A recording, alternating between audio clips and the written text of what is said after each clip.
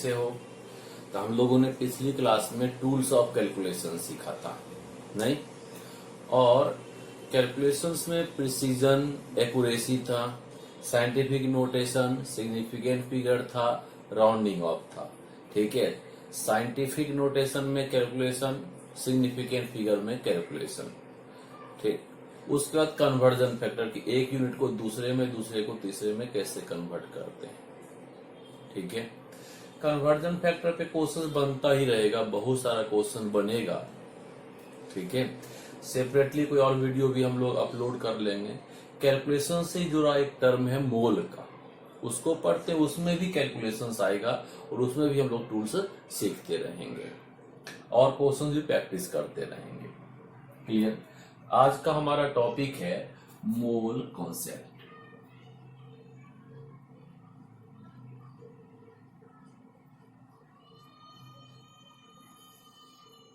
Right बच्चे? और mole concept में समझना होगा हमें कि क्या रिक्वायरमेंट हुई, क्यों हमने कैलकुलेशन शुरू किया, मोल टर्म लाया क्यों मोल का।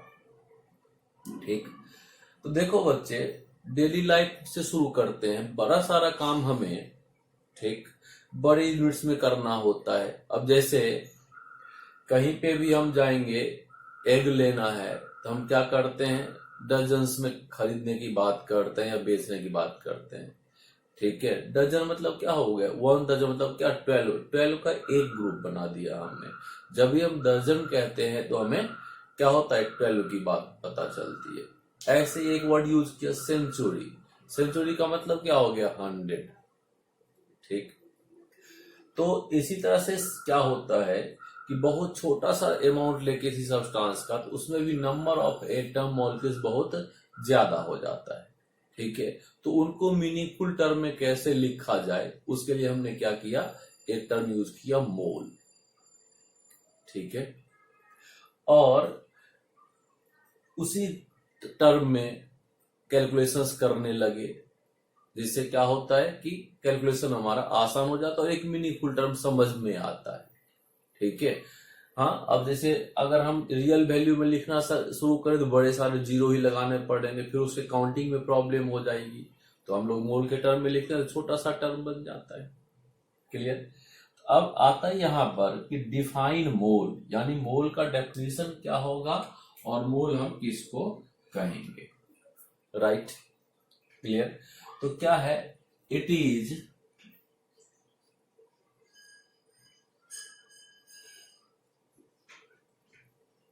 defined as the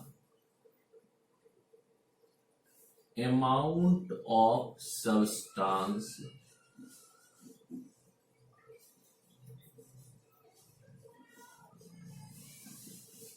that containing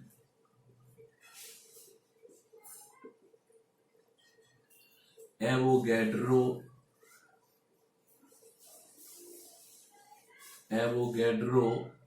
number of entities. Right? यानी amount of substance that containing Avogadro number of entities, उसको हम लोग क्या कहेंगे, मोल कहेंगे। और भी एक दो डेफिनेशन हम लिखेंगे, पहले इस डेफिनेशन के अकॉर्डिंग समझते हैं मोल को। क्लियर? जब कभी हम कहते हैं कि 1 मोल है, क्या है, 1 मोल है, तो उसका मतलब क्या होता है। जैसे हम लोग 1 डजन कहते हैं तो उसका मतलब क्या होता है, 12। जैसे 1 मोल कहते हैं तो क्या होता है, 6.022 इंटू 10 की पावर 23 एंटिटीज। राइट? हाँ, जिसको हम लोग क्या लिखते हैं शॉर्ट में, NA, यानी एवोगैड्रो नंबर। ठीक है, एक साइंटिस्ट थे, उनके नाम पे इस नंबर को रखा गया। एवोगैड्रो ने नहीं बताया था ये नंबर। ठीक है, एवोगैड्रो मॉलिक्यूल्स के बारे में बताए थे, वो हम आगे आपको बताएंगे। तो क्या होता है, 1 मोल इक्वल टू 6.022 इंटू 10 की पावर 23 एंटिटीज। अब ये एंटिटीज का मतलब क्या है, एंटिटीज का मतलब है कि 12 हम कहते हैं, यानी 1 दर्जन कहते तो हमेशा एग नहीं होता। 1 दर्जन एग भी हो सकता है, एप्पल भी हो सकता है, बनाना भी हो सकता है, पेन भी हो सकता है, पेंसिल भी हो सकता है, डॉग, हॉर्स, कुछ भी, एनीथिंग, जिस चीज को भी हम काउंट करना चाहें।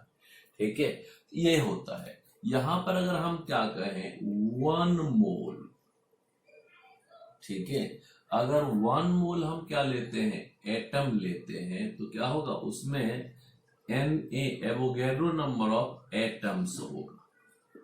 यानी अगर 1 मोल एटम रह गए तो यहाँ पर एवोगैड्रो नंबर ऑफ एटम हो रहा है। Na का मतलब हो गया 6.022 इंटू 10 की पावर 23। राइट बच्चे। और अगर हम 1 मोल मॉलिक्यूल्स की बात करते हैं, क्या होगा, एवोगैड्रो नंबर ऑफ मॉलिक्यूल्स होगा। राइट। इसी तरह से अगर हम 1 मोल कार्बन एटम की बात करते हैं, सी एटम की बात करते हैं, तो क्या होगा, एवोगैड्रो नंबर ऑफ क्या चीज, कार्बन एटम होगा।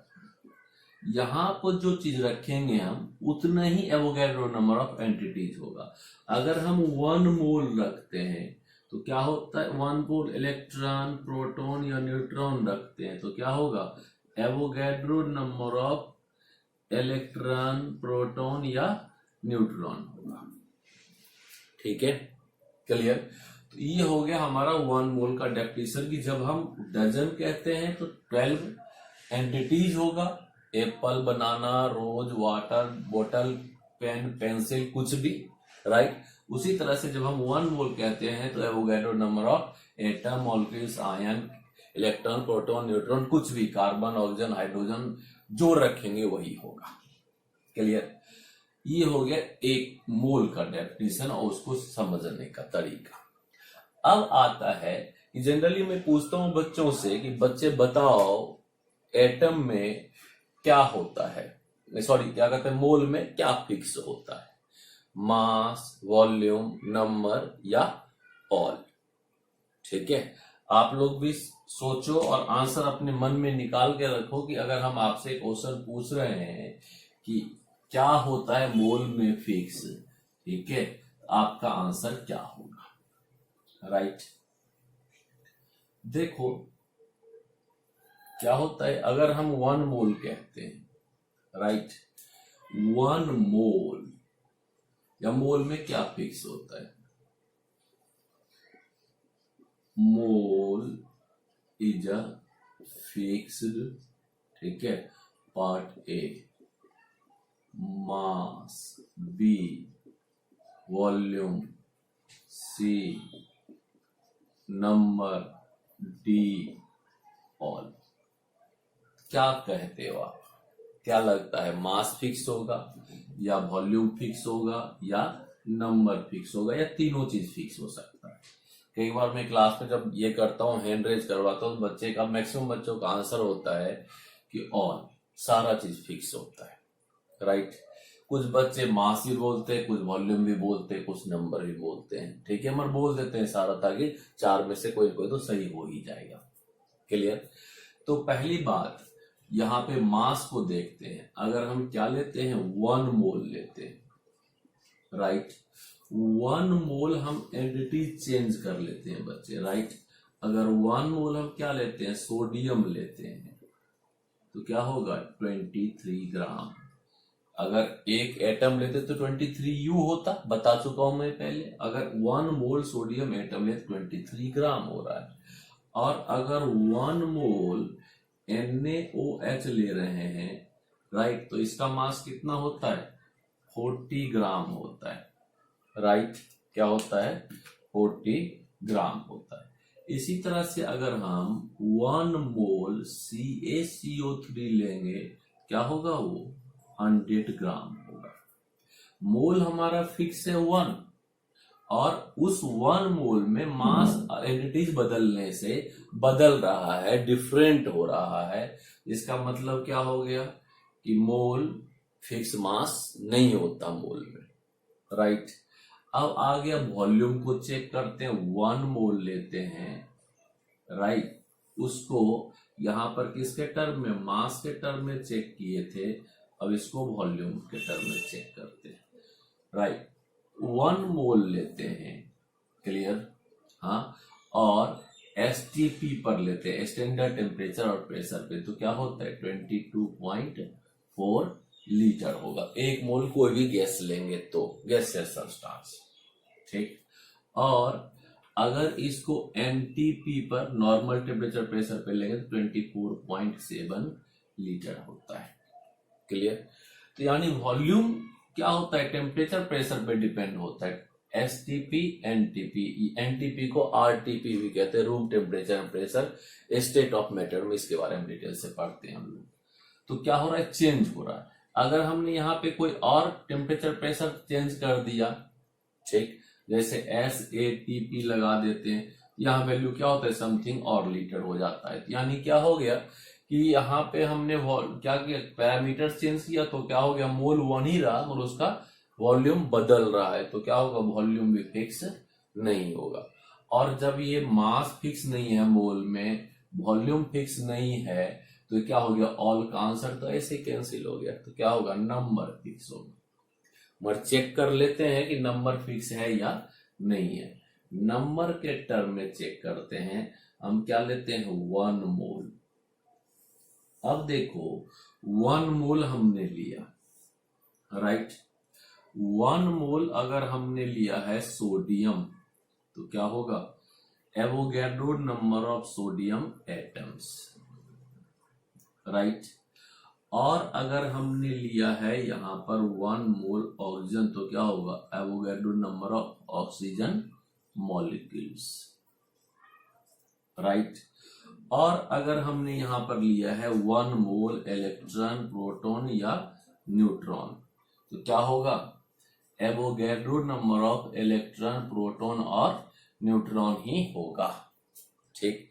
यहां पैरामीटर चेंज हो रहा है, मगर एवोगैड्रो नंबर Na यानी 6.022 इंटू 10⁻23 फिक्स टर्म आ रहा है। इसका मतलब क्या हो गया कि हम कोई भी एंटिटी चेंज कर रहे हैं, कुछ भी एंटिटी चेंज कर रहे हैं, 1 मोल में हमारा एवोगैड्रो नंबर फिक्स आ रहा है, राइट।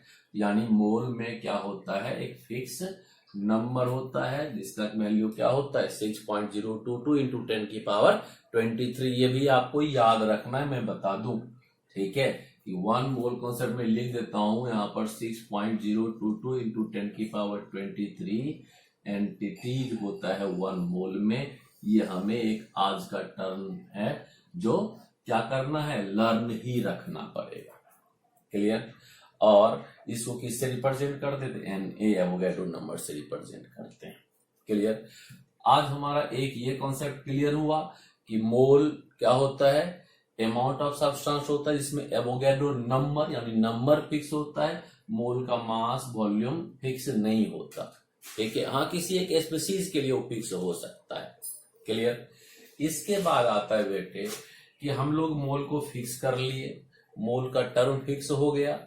अगला आता है अब इस पे क्वेश्चंस कैसे आएंगे, क्या करेंगे हम लोग क्वेश्चंस में, ठीक है। अगला टॉपिक आता है इस पे न्यूमेरिकल, कैसे कैलकुलेट करना है मोल। शुरू करें, ठीक है। क्या करते हैं, हम लोग मोल निकालना सीखते हैं, क्लियर। अब देखो मोल निकालना सीखेंगे तो इसका जो यूनिट होता है उसको क्या कहते हैं, मोल, MOL। फुल फॉर्म है MOLE, मोल, यूनिट होता है MOL, मोल। और लास्ट में इसको क्या करते हैं, N भी लिख देते हैं शॉर्ट में, ठीक है। और अगर हमें N निकालना है, मोल निकालना है, क्या करेंगे, वेट इन ग्राम अपॉन में क्या करेंगे, मॉलिक्यूलर वेट, मोलर वेट जिसको कहते हैं वो रखेंगे, उसको मैं अभी क्लियर करता हूं। या फिर क्या करेंगे, वॉल्यूम इन लीटर अपॉन में 22.4 लीटर करेंगे, राइट। या फिर नंबर अपॉन में एवोगैड्रो नंबर करेंगे, ठीक है। अब देखो बच्चे क्या हो गया, मोल का जो हम क्वेश्चन कर रहे हैं उसमें किस तरीके से हम मोल निकाल लेंगे, मोल हम निकाल लेंगे वेट ग्राम मोलर वेट से डिवाइड करके, मोलर वेट से डिवाइड करके, और वॉल्यूम इन लीटर को 22.4 लीटर से डिवाइड करके, और गिवन नंबर को एवोगैड्रो नंबर से यानी 6.022 इंटू 10⁻23 से डिवाइड करके निकालेंगे। राइट, हो गया। कितना फॉर्मूला बता दिया? तो एक फॉर्मूला नहीं, बहुत सारा फॉर्मूला बताया है मैंने। अब देखो क्या पूछता है यहाँ पे, वेट गिवन है तो क्या होगा, मोल पूछ लेगा। अब मोल दे रखा है तो मोलर मास से मल्टीप्लाई कर दोगे, क्या होगा, वेट ऑफ सब्सटेंस आ जाएगा। इसी तरीके से क्या होगा, वॉल्यूम गिवन होगा तो मोल निकाल लोगे, मोल गिवन होगा 22.4 लीटर से मल्टीप्लाई कर दोगे, क्या आएगा, वॉल्यूम, जिस सब्सटेंस का कितना वॉल्यूम है वो आ जाएगा। इसी तरीके से अगर नंबर ऑफ पार्टिकल गिवन होगा तो क्या करोगे, उससे नंबर ऑफ मोल निकाल लोगे। अब मोल को मल्टीप्लाई कर दोगे अगर नंबर से, तो उसमें कितना नंबर ऑफ एटम्स है, पार्टिकल्स है, एंटिटीज है, वो निकल आता है। ठीक, 3 फॉर्मूला हो गया। नहीं, और भी फॉर्मूला है। अब मान लो यहाँ पर क्या है, वॉल्यूम गिवन है, हमें नंबर ऑफ पार्टिकल पूछ लिया, क्या करेंगे, वॉल्यूम जितना है रख दिए उसको क्या करेंगे, एवोगैड्रो नंबर से मल्टीप्लाई करेंगे, 22.4 लीटर से डिवाइड कर देंगे, क्या होगा, नंबर ऑफ एंटिटीज आ जाएगा। या उल्टा, नंबर ऑफ एंटिटीज दे रखा है, 22.4 लीटर से मल्टीप्लाई करेंगे, एवोगैड्रो नंबर से डिवाइड करेंगे तो वॉल्यूम आ जाएगा। इसी तरह से नंबर ऑफ पार्टिकल गिवन है, ध्यान से समझोगे, और वेट पूछा है, क्या करोगे, मोलर वेट को नंबर ऑफ पार्टिकल से मल्टीप्लाई कर दोगे, इसको यहां ले आओ और इससे डिवाइड कर दो, बीच वाला छोड़ दो। राइट, अब क्या हो गया, इसी तरह से अगर नंबर ऑफ पार्टिकल पूछ लिया तो क्या करोगे, एवोगैड्रो नंबर को यहाँ वेट के साथ मल्टीप्लाई कर दो और मोलर मास से डिवाइड कर दो, नंबर निकल आएगा। राइट, हाँ, और फिर क्या हो गया, यहाँ पर वॉल्यूम और वेट का रिलेशन भी आ जाएगा। ठीक है, कैसे, वेट गिवन है, हमें उसका वॉल्यूम पूछ लिया, 22 इसको छोड़ दो, 22.4 लीटर को वेट से मल्टीप्लाई करके मोलर वेट से डिवाइड कर दो, तो वॉल्यूम इन लीटर चला आता है। और वॉल्यूम इन लीटर पूछ रखा है, ठीक है, ये दे रखा है, वेट पूछा है, क्या करोगे, मोलर वेट को वॉल्यूम इन लीटर से मल्टीप्लाई कर दो, 22.4 लीटर से डिवाइड कर दो, वेट इन ग्राम आ जाएगा। राइट, इस तरह से हम क्वेश्चन सॉल्व करेंगे। और मैं बता दूं, कई बार मैं बच्चों से पूछता हूँ कितने फॉर्मूले बताए हैं, ठीक है, बच्चे कहते सर बहुत सारा बता दिया, 3 ये हो गया, फिर ये हो गया, फिर हो गया, 9-10 फॉर्मूले हो गए। और क्वेश्चंस 27 डिफरेंट टाइप का डायरेक्ट मोड से बनेगा, क्योंकि हर फॉर्मूले में क्या है, 3-3, 4-4 वेरिएबल होता है। ठीक है, कोई भी टीचर पूरा नहीं बता सकता, हाँ, कॉन्सेप्ट क्लियर कर सकता है कि ये क्वेश्चंस आपका बन जाना चाहिए। ठीक है, क्लियर। अब देखो, बेसिकली मोल में अब हमें प्रैक्टिस करना है, फिर इसका एप्लीकेशन सीखेंगे। पहले हम इसका एप्लीकेशन बाद में सीखेंगे, पहले न्यूमेरिकल करना शुरू करते हैं। ठीक, क्वेश्चन आएगा, कैलकुलेट नंबर ऑफ मोल्स इन, ठीक है, 10 ग्राम या 40 ग्राम NaOH। ठीक है, और क्या हो गया, 10 kg CaCO3, हाँ, और 23 मिलीग्राम ऑफ NaOH। ठीक है बेटे, हमने क्वेश्चन ऐसा लिया है ताकि आप क्या कर सको, इसको मोल के फॉर्म में कन्वर्ट कर सको, आप कन्वर्जन भी साथ में ले सको। क्लियर।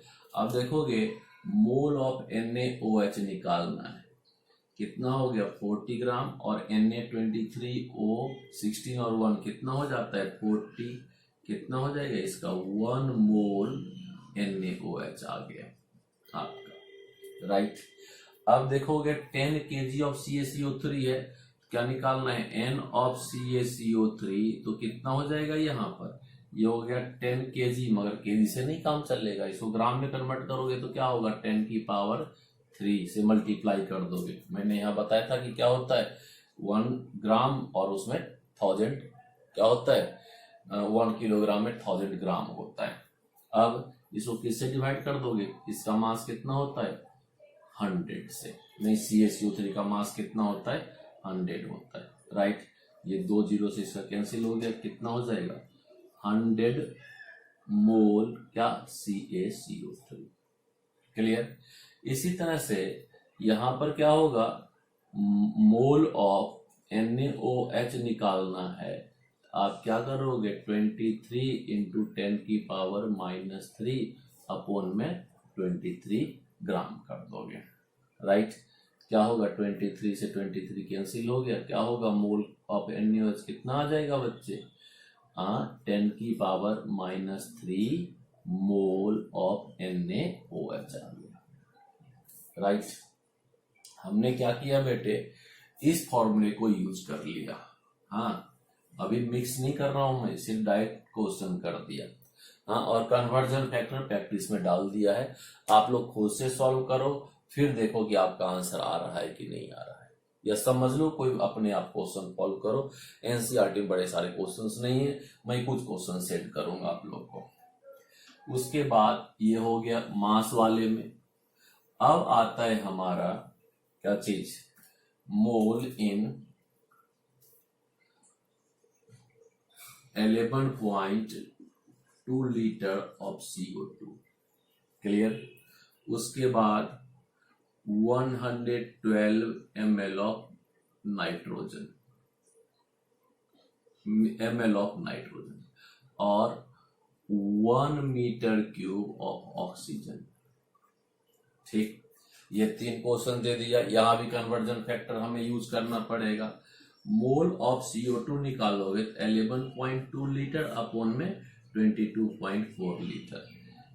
क्लियर। सॉल्व कर दोगे कितना हो जाएगा 1/2 मोल। हाँ, 0.5 मोल CO2 का आ गया। अब देखो हमारे पास कितना है 112 क्या चीज ml, या तो इसको लीटर में कन्वर्ट कर लो या नीचे इसको लीटर में ml में कन्वर्ट कर दो। क्या होगा 22400 ml, राइट। क्लियर। कैंसिल कर दो, क्या हो जाएगा यहां पर इसको क्या होगा 200 नहीं, यानी 1 अपॉन में 200 मोल। आप साइंटिफिक नोटेशन में चाहो तो कर सकते हो। क्लियर। मैं इसको छोड़ देता हूं, यहां पर 1 अपॉन में 200 क्या चीज मोल। ठीक, क्लियर। हाँ, उसके बाद आया आप चाहो तो क्या करोगे, लिख लो 1 डिवाइडेड बाय कितना हो जाएगा 200 इक्वल टू कितना 5 इंटू 10⁻³ मोल। 5 इंटू 10⁻³ मोल। ठीक। अब देखो यहाँ पे जो कन्वर्जन फैक्टर यूज करना होगा वो कैसे यूज करोगे, 1 मीटर क्यूब लीटर, राइट, यानी 10⁻³ लीटर। अब यहाँ पे मोल निकालना है तो आप क्या रखोगे 1000 लीटर अपॉन में 22.4 लीटर ऑफ ऑक्सीजन, राइट। क्या हो गया 1000 डिवाइडेड बाय 22.4 इक्वल टू कितना हो जाएगा 44.64 क्या चीज मोल ऑफ O2, राइट। यहां भी बेटे हमने क्या किया, कन्वर्जन को यूज किया। हमें लीटर में था, कोई कन्वर्जन की रिक्वायरमेंट नहीं थी। यहाँ ml था, हमने क्या किया नीचे ही कन्वर्ट कर लिया। यहाँ पर क्या किया ऊपर कन्वर्ट कर दिया 1 metre cube equal to 1000 litre. आप किसी एक को चेंज कर सकते हो, नोमिनेटर या डिनोमिनेटर का वैल्यू सेम आना चाहिए ताकि उसका यूनिट क्या हो जाए। जैसे यहाँ पर क्या था लीटर से लीटर, और यहाँ पर लीटर से लीटर, यहाँ से ml से ml कैंसिल हो गया। आंसर गलत नहीं होगा, एक यूनिट में रखना है, दूसरा यूनिट नहीं लेना है, बस हो गया। अब देखो बेटे ये यूनिट भी हमने सॉल्व कर लिया डायरेक्ट क्वेश्चन वाला। ठीक, उसके बाद अगला आ गया कौन सा, नंबर वाले पे। अब नंबर वाले पे आते हैं, इसको सॉल्व करते हैं, फिर इसको भी ये करेंगे। हाँ चलो ये भी क्वेश्चन सॉल्व कर लिए। कैलकुलेट नंबर ऑफ मोल्स इन,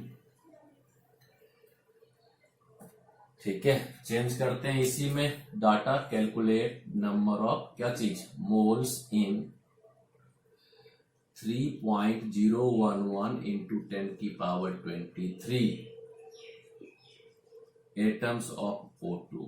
या एटम्स ऑफ सोडियम लेते हैं। क्लियर। और 6.022 इंटू 10 की पावर 25, ठीक। और यहां पर क्या लेते हैं 3.011 इंटू 10 की पावर कितना 22, राइट। क्लियर। कोई भी एंटिटी चेंज कर दिया, ठीक है।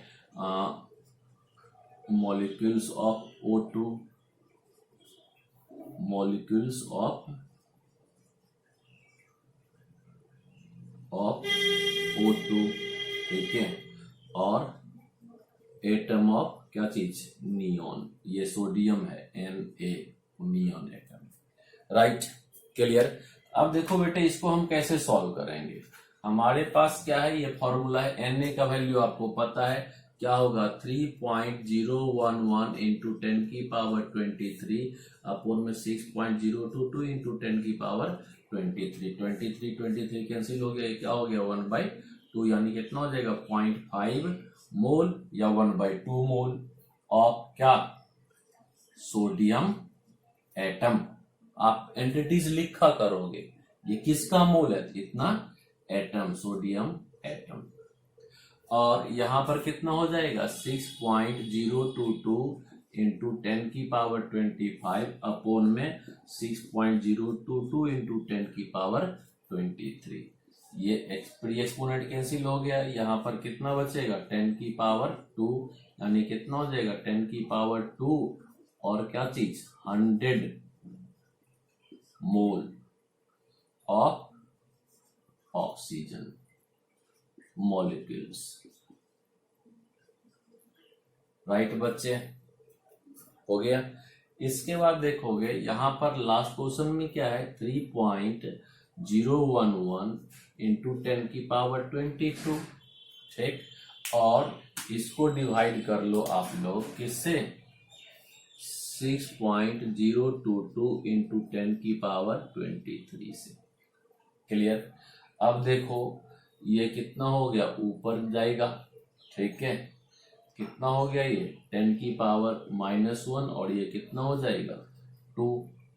यहां एक बढ़ा लो तो क्या हो जाएगा, ये होगा 10 इंटू 10 की पावर -2 अपोन में 2, यानी 5.0 इंटू 10 की पावर -2 मोल ऑफ क्या neon, mole of neon atom.